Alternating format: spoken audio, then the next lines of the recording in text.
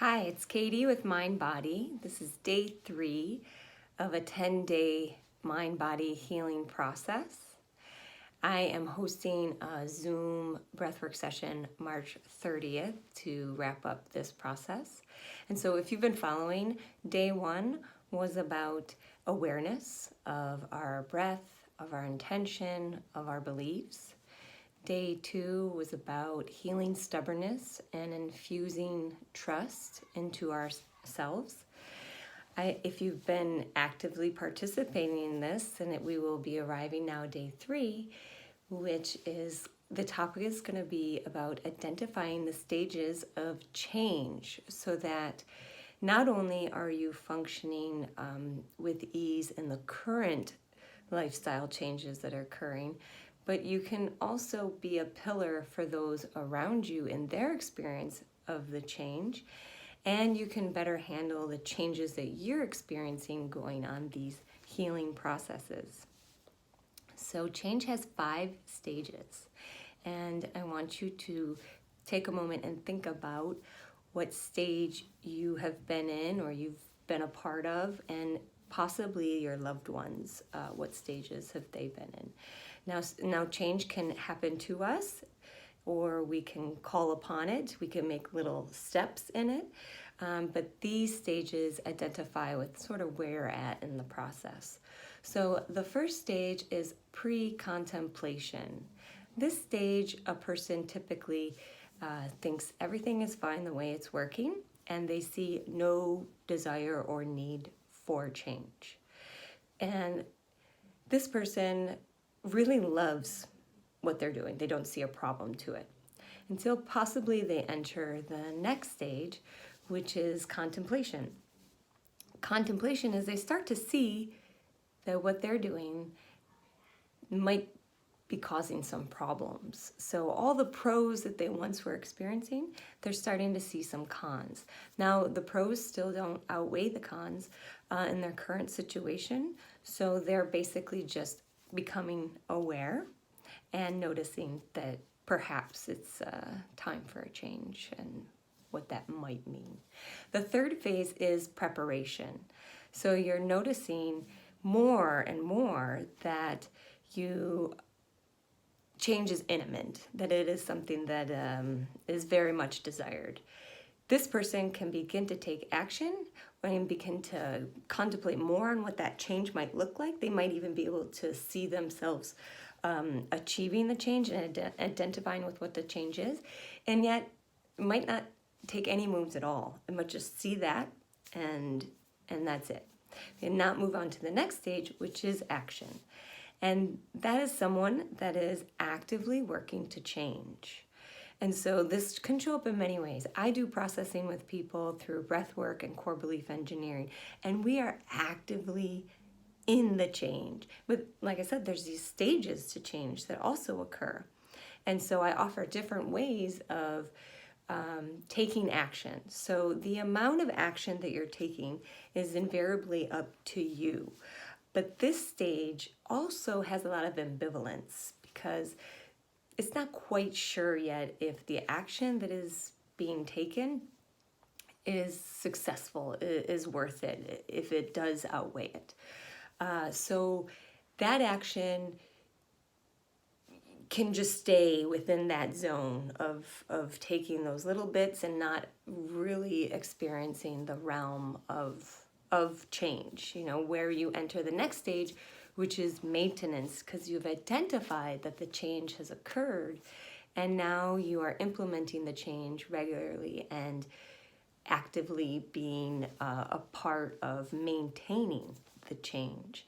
Now in this stage, there's an interesting thing that happens that can often fool people on whether or not they're in their change, if they've succeeded or not, and this is called the relapse.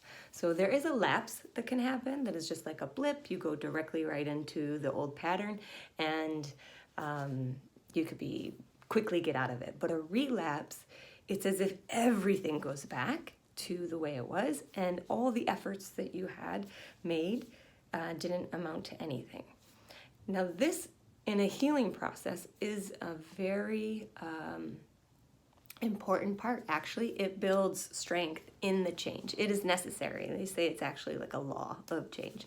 So it's necessary for the change, because if you imagine that you're rewiring yourself, so if you think about the way that you change the way you breathe, or the way that you change the way your brain operates, changing your physical appearance, changing the way that you sound, if you're working on singing, or if you're working on your tonality, your way of questioning, your way of communicating, all of those things that you work on to change, they have that system, which I spoke about yesterday. And when you rewire that system, the new neural network system that is happening, whether it's in the flow of your breath, whether it's in the way that you see things, the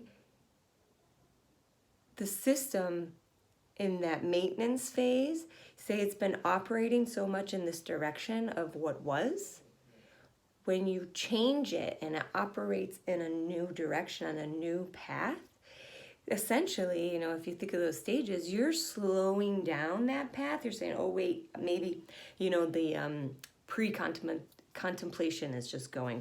There's no questions asked. Then the contemplation is like, oh, wait a minute. But it's still going, and then the preparation is like, hold on, maybe we need to grab this, and maybe we need to slow this wheel down.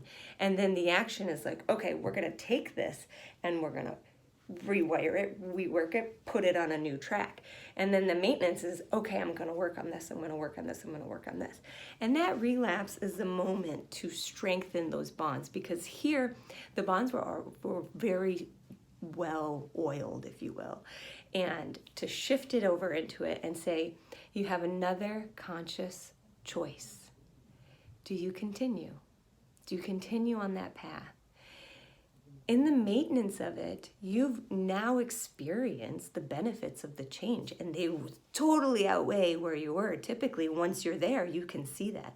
It's like 100%, I'm so happy that that changed, which is, we're intelligent beings. We wanted to create that change anyway. Or even if the change is happening to us, we're identifying with the way that it could be a better situation in the change. So we're saying, oh, actually, and for example, in a couple months or something, we might all be able to look back and say, whoa, this happened and this happened and this happened, but here we are, and isn't this great? Like, maybe if that never happened, I would have never been here. So that's what maintenance is. And then you say, okay, do I still choose this? Do I still want this? You get another choice to decide. And that choice strengthens the new self, the new way of being.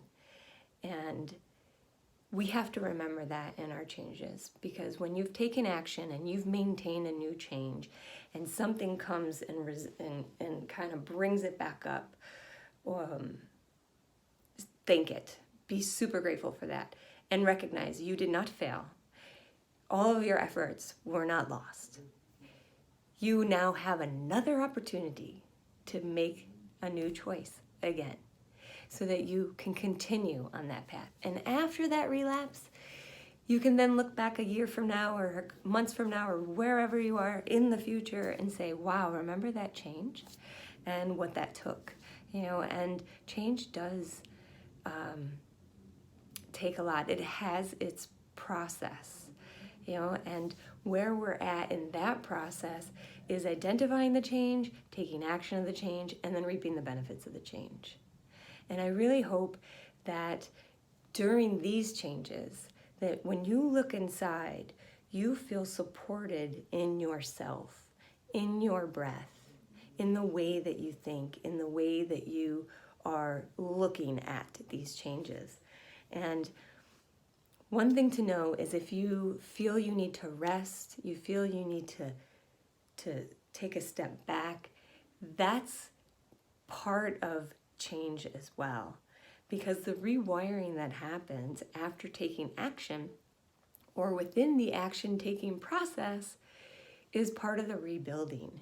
That's why we get sore or we take rest in between our workouts and things like that, because we want the time to rebuild, to reinvent, to recreate.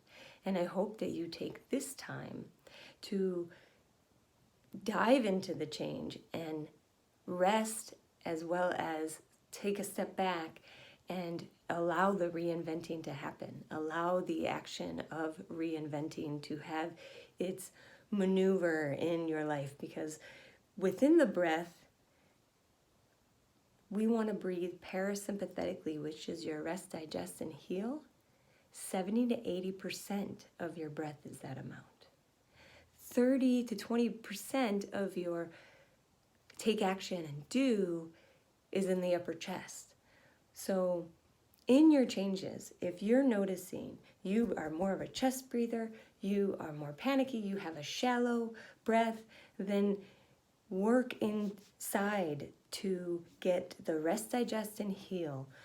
Open up your body, stretch in that way, breathe in that way, so that your pattern becomes the 70% rest, digest, and heal, and the 30% of taking action. And that rhythm and that motion through you will help you know that the changes you're making and that what you're experiencing is all healthy. It's all working. If you hear or feel the wheel go too fast and get hyper, get a little nutty, bring it back down, rest, digest, and heal. Go into your breath. Go into yourself. Ask yourself questions.